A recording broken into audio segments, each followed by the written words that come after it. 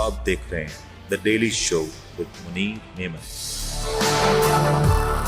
अस्सलामुअलैकुम, आप देख रहे हैं प्रोग्राम मुनीर मेमन के साथ। पाकिस्तान की सियासत में हर रोज नित नई सूरत हाल सामने आती है।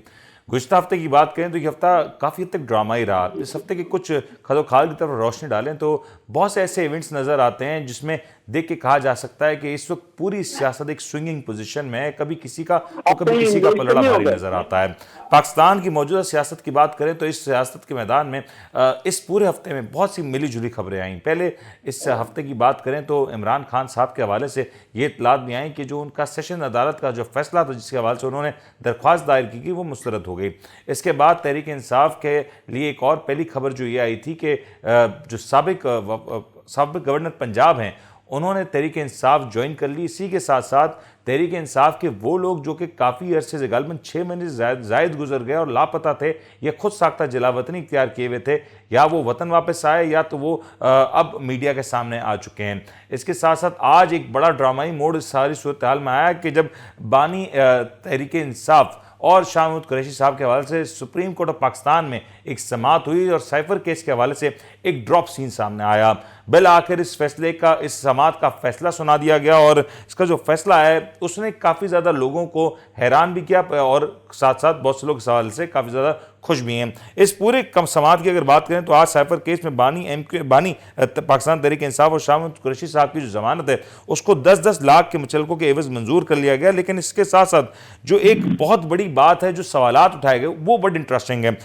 कायम मुकाम चीफ जस्टिस ने कहा कि साइफर डिकोड हो गया तो साइफर नहीं रहा। उन्होंने ये भी कहा कि पीटीआई ये बानी पीटीआई का नहीं बल्कि अवाम का मामला है। साथ साथ ये भी सवाल उठाया गया कि अदालत बुनियादी हुकूक की मुहाफ़िज़ है और यहाँ ये भी कहा गया कि प्रोसिक्यूटर की समझ में नहीं आ रहा कि तफ्तीशी अफसर की इंक्वायरी में क्या क्या सामने लाया जाए। सज़ाए मौत की दफ़ात बज़ाहिर मफरूज़े पर शामिल की गई। पाक अमरीका ताल्लुकात ख़राब हुए तो क्या ये कोई एफआईआर में दर्ज है या नहीं, ये सारे सवालात उठाए गए और ये भी कहा गया कि जब तक गुनाह साबित ना हो जाए तब तक बानी पाकिस्तान तहरीक इंसाफ मासूम करार दिए जाते हैं। तो ये सूरत हाल इसके बारे में गुफ्तगू करने का हमारे साथ ज्वाइन करें सीनियर सहाफ़ी तजज़ियाकार जनाब जहांगीर सैयद साहब। जहांगीर साहब अस्सलाम वालेकुम। वालेकुम अस्सलाम। जहांगीर साहब, काफ़ी कुछ हुआ इस पूरे हफ्ते में, बहुत सी ड्रामाई तब्दीलियां हुई। एक वक्त में कहा गया कि तहरीक इंसाफ की मुश्किलात बढ़ गई, फिर एकदम सूरत हाल बदलती है और फिर आज इतना बड़ा फैसला आ गया। क्या देख रहे हैं, ये क्या होने जा रहा है सियासत में? देखिए, सबसे बड़ी बात यह है कि साइफर को जिस तरह ड्रामेटिकली लिया गया और उसमें अब में हवा भरी गई, फिर उसमें पिन मारी गई, फिर अब इन लोगों ने पकड़ लिया उसे गुब्बारे को, उसमें हवा भर के उसको नचाते रहे, उससे सियासी फायदे उठाते रहे और आखिर में इधर भी टाइटान फिश हो गई। तो इस तरह के जो गेम होते हैं, जो ये बाद में कहते हैं ये हमारे सियासी बयानात हैं, ये हमारे सियासी गेम है, इसकी कोई अहमियत नहीं है, इसकी कोई सदाकत नहीं है, तो इसके इनके कैरेक्टर को की निशानदेही नहीं होती है कि किस चीज को समझते हैं। कैरेक्टर किसे कहते हैं? स्टैंडिंग को कहते हैं ना, खड़े होने को कहते हैं। अगर आप गलत हैं तो आप माने, अगर सही है तो आप खड़े रहें अपने। लेकिन ये लोग ना डगमगाते हैं, इनकी कुछ उसूल नहीं है। अगर जब ऐसी सूरत हाल है तो जिल्लत इनकी किस्मत में होती है और ऐसे ही हुआ इनके साथ, दोनों के साथ ऐसा हुआ कि जब वो अपना लहरा रहे थे तो वो साइफर कोड ही, जब कोड खुल जाए तो उसमें तो दूसरा ऑर्डिनेंस आ जाता है, कानून हरकत में आ जाता है ना।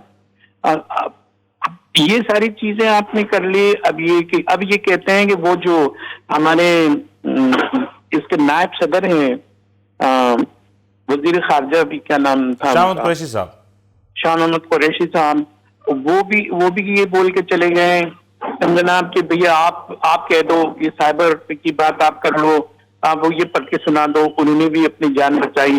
जब वो जो हमारे बानी जो चेयरमैन है, वो उनका नाम लेना गुनाह है भाई। ये क्या, ये मीडिया ट्रायल नहीं है, ये क्या चीज है? ये सेंसरशिप नहीं है क्या? जहांगीर साहब, अगर इस पूरे एपिसोड को देखें तो इस पूरे एपिसोड को माफ भी करते हैं, सजाएं माफ कर रही है। एक में थोड़ी उनकी सजा माफ हुई है, ये जमानत हुई है। किसी में सजा माफ हुई है तो किस पे जमानत हुई है? मुश्किल उनके ले लिए गए 10 सर, लाख लेकिन रुपए। अगर इस पूरे पूरे एपिसोड को देखें तो ये जो सारा मामला शुरू हुआ था साइफर से शुरू हुआ था, और साइफर को ऐसे जो प्रेजेंट किया गया, आज अगर जो कायम मुकाम चीफ जस्टिस के साथ जो उनके साथ जो दीगर बेंच मेंबरान थे, उन सबके जो सवालात थे, वो सवालात ने आज कहीं ना कहीं इस पूरे मामले को एक अलग डायरेक्शन तो दी है। वो सोचने पे तो मजबूर किया कि अगर ये मामला थे तो पहले क्यों नहीं उठाए गए, और अगर ये मामला थे तो उनका एफआईआर में तस्करा क्यों नहीं है। तो ये सारे लूप होल्स तो थे ना प्रोसिक्यूशन की जानिब से। देखिए मेरे भाई, ये चाहते थे कि इसी तरह सूरत हाल रहे, इसी तरह इसमें पुरस्कारियत रहे, इसी तरह जो है इनके नंबर बनते रहे, इसी तरह ये अमेरिका के खिलाफ अपने आप को साबित करते रहे, इसी तरह ये जो है अमेरिका की कुछ अंदर हिमायत हासिल करने के लिए उससे बुराई कराते रहे। ये पॉलिटिकल गेम था और ये अभी भी चल रहा है, और इस तरह के ड्रामे हो रहे हैं। मैं दोबारा कह रहा हूँ ये कि ड्रामे हो रहे हैं, और दूसरे केसेस में भी ऐसे हो रहे हैं। अभी आप देखें हर एक केसेस से हवा क्यों निकल रही है। अब देखो, इसलिए कि उन्होंने भी बड़ा निकल के खेला, चौके छक्के मार के ऐसी फजा बनाई अपने लिए कि बड़े विक्ट्री स्टैंड पे खड़े हुए नजर आए, और उन्होंने कह दिया कि यू टर्न नहीं है, यू टर्न नहीं है। तो यू टर्न दूसरे के लिए थोड़ी होता है, यू टर्न तो आपने लिए, समझे आप। तो अब वहां जो है आप किसी का कहना मान रहे थे, डिक्टेशन ले रहे थे, आपको जो है यू टर्न तो लेना था आपको। आपने अपना फैसला किया 24 घंटे में, दूसरा आपके अहकामात आपके पास आ गए, आपने क्या किया कि आपने मजबूरी देखा तो उसको स्टैंड बना लिया कि हम यू टर्न नहीं लेते। अरे वो कहते हैं यू टर्न ले रहे हैं। ये सारी लेकिन जहांगीर साहब, जो आज मैं तहरीक इंसाफ के वकीला की गुफ्तगू सुन रहा था, तहरीक इंसाफ के वकीला का ये कहना कि साइफर केस की हवा निकल चुकी है, क्या अब ये साइफर केस को ये समझा जाए कि ये खत्म हो गया, ये सेटल हो गया, या सेटलमेंट की तरफ जाता दिखाई दे रहा है? देखिए, जो जजेस के रिमार्क्स है बड़े इंपॉर्टेंट है। वो ये कहते हैं कि जब कोर्ट जो है ब्रेक ही नहीं हुआ, उसको खोलन डिकोड ही नहीं किया गया, तो उसकी जो है कैसे वो जो है वो खुफिया बात सामने आ गई, कैसे जो है वो कानून ब्रीच हो गया, कैसे जो है ममलिकत को खतरा हो गया। कोई भी नहीं कह रहा कि मैंने पढ़ा है। वो कहते हैं कि ये जो एक पर्चा था इनके हाथ में, वो कहते हैं कि जो है सफारत खाना है, वजारत खारजे के पास ही वो डिकोड होता है, उसके लिए एक अफसर होता है, उसके अलावा किसी को मालूम भी नहीं होता है। इन्होंने मालूम भी कर लिया, जबानी मालूम कर लिया, उसको कोई हवाला भी नहीं। हम इतनी, आप कहीं एक दफा मीडिया के बारे आपने कभी सुना आपने कि साइफर में लिखा क्या है? और ये बड़े इंटरेस्टिंग इनफैक्ट रिमार्क भी थे कायम मुकाम चीफ जस्टिस की जानिब से कि जब साइफर डिकोड हो गया तो साइफर नहीं रहा। तो ये बड़ा एक इंपॉर्टेंट पहलू है, टेक्निकली बहुत इंपॉर्टेंट सवाल है। इसमें क्वेश्चन लगाया है, डिकोड जब डिकोड नहीं हुआ है, अगर डिकोड हो गया है तो वो साइफर नहीं रहा, तो डिकोड नहीं हुआ ना। जमानत दी गई है, डिकोड होता तो ढूंढते उसको कि उसका जो है कल्प्रिट कौन है, इसका जिम्मेदार कौन है, ड्यूटी फिक्स करते, मुजरिमाना कार्रवाई उसके खिलाफ हो सकती थी। लेकिन यहाँ तो कुछ हुआ ही नहीं, सब दिखावा ही दिखावा था। हर दफा ये कह देते हैं कि पहले वो बानी जो चेयरमैन है उसके, वो क्या कहते हैं, इमरान खान को नाम लेने में कोई हर्ज नहीं है, पता नहीं कौन किसने पाबंदी लगा दी और क्यों लगा दी। तो वो ये कहते हैं कि ये जो पंक्चर लगाते ये बात गलत थी, ये तो सियासी बयान था और वो दे दिए, सभी देते हैं। लेकिन जहांगीर साहब, आज की एक समात में ये भी बात सामने आई कि जब प्रोसिक्यूशन वहां पे एतराज उठा रही थी और वो चाह रही थी कि जो रिमांड है या जो तफ्तीश है इसको और ज़्यादा आगे बढ़ाया जाए, तो वहाँ पे एक रिमार्क्स ये भी सामने आया कि साबिक वज़ीर आज़म के बाहर आने से माशरे को क्या कोई खतरा है, ये सवाल भी पूछा गया। तो ये सवाल पूछने का मतलब तो ये क्लियर हो गया कि अब खान साहब की रिहाई में और अब कैद से बाहर आने में ज़्यादा रुकावटें बाकी नहीं हैं अनटिल अनलेस दीगर मुकदमात में उनको गिरफ्तार किया जाता है। भाई उसमें अभी मैंने वो देखी, उसमें ये था कि सारे के सारे तकरीबन, शायद कोई हो तो हो जो अदालत को भी नहीं मालूम है कि कौन से केसेस अभी बाकी हैं जिसकी जमानत नहीं हुई है,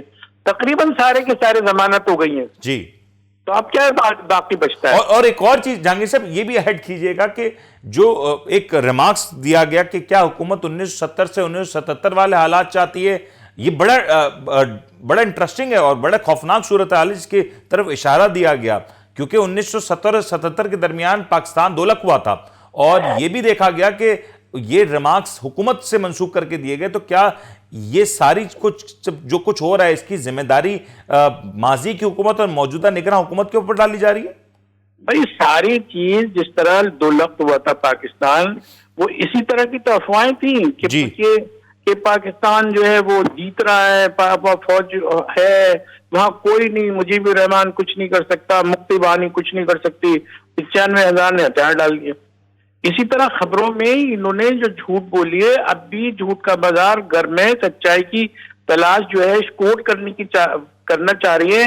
ये जजेस भी नहीं उसको तक पहुंच पा रहे हैं। अब वो क्या कि एक लाइन खींच देते हैं, एक जो है रेड लाइन खींच देते हैं कि भाई इधर इधर की बात करो, अगर ये आपने खोद देंगे, गड्ढे खोदेंगे तो मुर्दे कहां तक बरामद होंगे। इससे बेहतर ये है कि आप एक लाइन खींच के जो है बात करते हैं और वहां तक जो है हम चीजें हैं, या पैरल एग्जाम्पल जिसे नजीर कहते हैं, हम वो ले सकते हैं, उसको देख सकते हैं और उस पर फैसला दे सकते हैं। और एक चीज जहांगीर साहब मैं चाहूंगा जरूर ऐड कीजिएगा, जस्टिस अतर मिल्लार साहब ने ये भी एक बात कही और बड़ी हैरान कर देने वाली गुफ्तगू, क्योंकि ये सारा कुछ रिपोर्ट भी हो रहा था।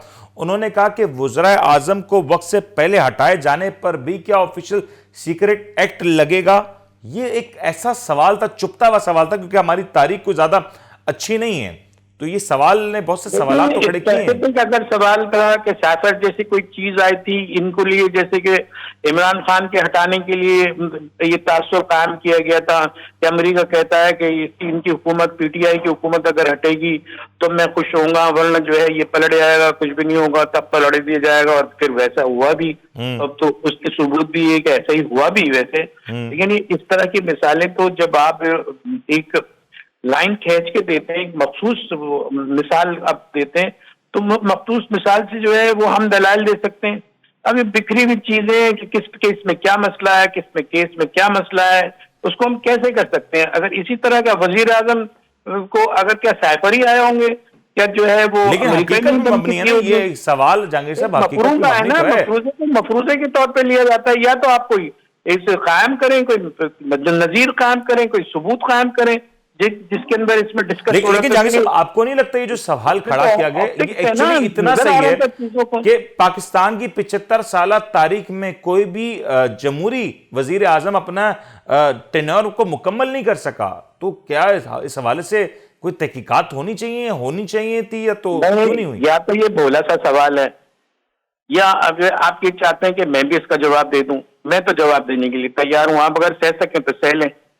तो मतलब ये क्या, ऐसे मौके पे जो गिवन सिचुएशन होती है उसमें देखा जाता है कि जो पहले इलेक्शन हुए वही रिपीट हो रहे हैं, वही माहौल रिपीट हो रहा है, वही मैपिंग हो रही है, वही चीजें चल रही हैं। तो वो आप कह देंगे कि एक ही चीज है, एक ही कोई कंट्रोल कर रहा है नहीं?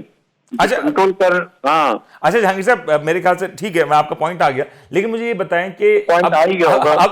अब जरा ये देखें ना कि एक हफ्ते की अगर सूरत हाल को देखें, पहले लतीफ खोसा साहब तहरीक इंसाफ को ज्वाइन करते हैं, फिर तहरीक इंसाफ के रहनुमाओं के कागजात नामजदगी जमा कराने की बात आती है तो वहां पे बहुत से इश्यूज खड़े होते हैं। फिर पंजाब की बात करें, सियालकोट की बात करें, वहां उस्मान डार साहब के घर का एक वाकया होता है। फिर एक और सिनेरियो ये बिल्ट होता है कि तहरीक इंसाफ की जानिब से एक रिक्वेस्ट दी जाती है कि जो खान साहब के हवाले से साइफर केस में ही सेशन अदालत का जो फैसला था वो मुअत्तल किया जाए, वो वहां पे मुस्तरद कर दी जाती है। अगला फैसला ये आता है कि अगली सूरत हाल ये निकल के आती है कि तहरीक इंसाफ के लोगों के बारे में जब मौजूदा चेयरमैन से पूछा जाता है तो वो कहते हैं कि वो 2-1 दिन में सामने आ जाएंगे, और फिर वही होता है कि 6 महीने से जो बेशतर रहनुमा रूपोश थे, छुपे हुए थे, वो मंजर आम पे आने लगते हैं। फिर आज ये सूरत हाल डेवलप हो जाती है। क्या ये डॉट्स कनेक्टेड है? देखें, जो इत्तेहादी है उनके बारे में ये है कि वो तो खिदमत पे मामूर है। वो चाहते हैं कि पीटीआई की कोई नादानगी में नादान की दोस्ती जी का जंजाल वाली बात है कि ये दुश्मन तो जरूर है लेकिन दोस्तों से ज्यादा काम कर रहे हैं। ये जो इनके इकदाम है, जो भूले इकदाम है, उससे सिंपैथी का वोट बढ़ रहा है उनको। अगर उनको कुछ उसमें कुछ कमी आई है इनके प्रोपेगेंडे से या इकदाम से, किसी भी वजह से आई हो, तो ये लोग करके दे रहे हैं।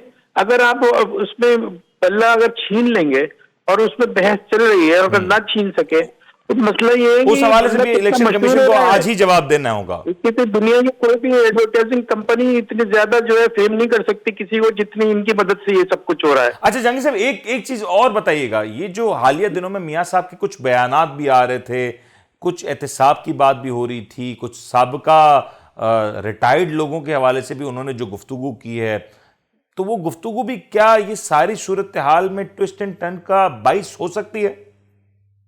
भाई देखें, जब इफ एंड बट्स लगते हैं ना, तो फिर आदमी इफ एंड बट्स का जवाब भी इफ एंड बट्स में दे सकता है। जी जी सर, आप इफ्स एंड बट्स में ही दे दें। नहीं इफ एंड बट में ये है कि ये लोग जो भी कुछ करेंगे ना, इनके नतायज उल्टे आएंगे। अगर ये सीधे आते हैं, अब अगर आया है ना कि इफ अगर ये समझते हैं कि अब ये इस सबको मिलने का ये हमवार ग्राउंड मिले, हमवार ग्राउंड तो वैसे टूट फूट का शिकार है पूरा मुल्क कर रहा, हमवार ग्राउंड कौन देगा इनको सियासत के लिए?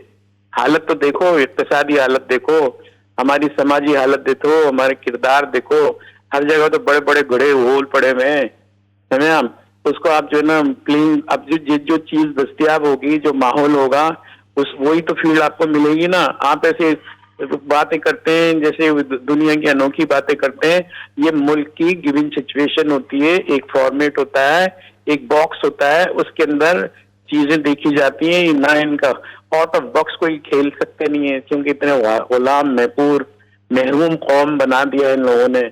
और अभी भी देखें, 2-3 करोड़ की गाड़ी से उतरते हैं और कहते हैं कि आपका खादिम, बताइए मैं आपको पानी कब लाके दूं। अच्छा जहांगीर साहब, ये एक और चीज भी ऐड कीजिएगा कि अब जो ये एक डेवलपमेंट हुई है, मेजर डेवलपमेंट है, क्या ये डेवलपमेंट को देख के कहा जा सकता है कि कुछ मामलात तय हुए हैं, या जो शेख रशीद साहब कहते हैं कि मैं खान साहब के लिए 40 दिन का चिल्ला लगा के आया हूं, तो क्या वो चिल्ले काम कर रहे हैं? उनके कुछ जो भी मामलात हैं वो आपको लगता है कि कुछ तब्दीली हो रही है? जो है ना, ये दर दर की ठोकरें खा रहे हैं। अभी गेट नंबर 4 से हटे हैं तो ये 5वें और 6ठा दिन गेट देख रहे हैं।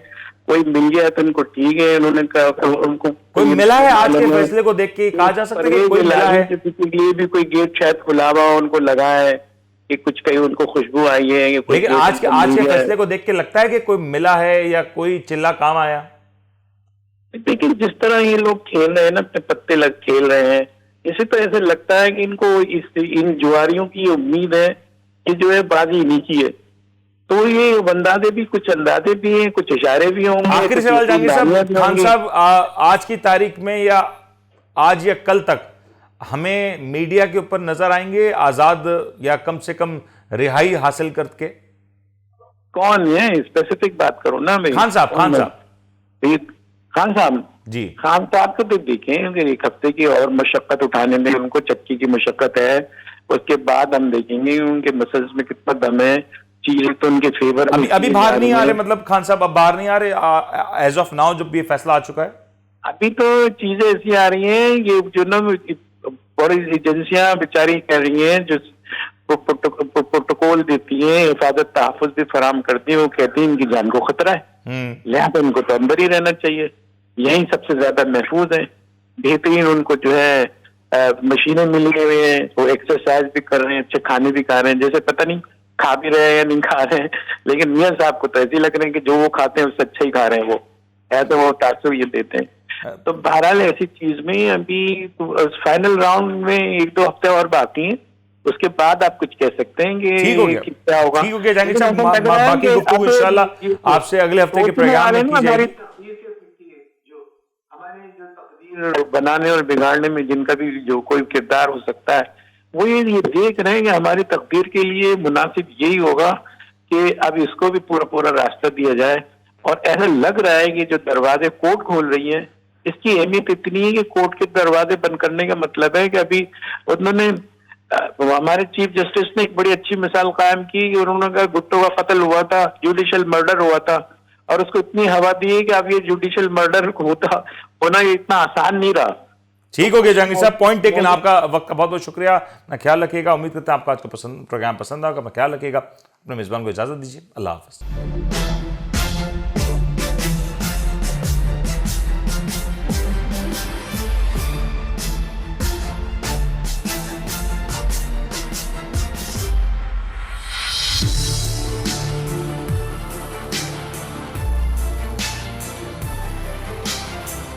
देख रहे हैं the daily show with Munir नेमत।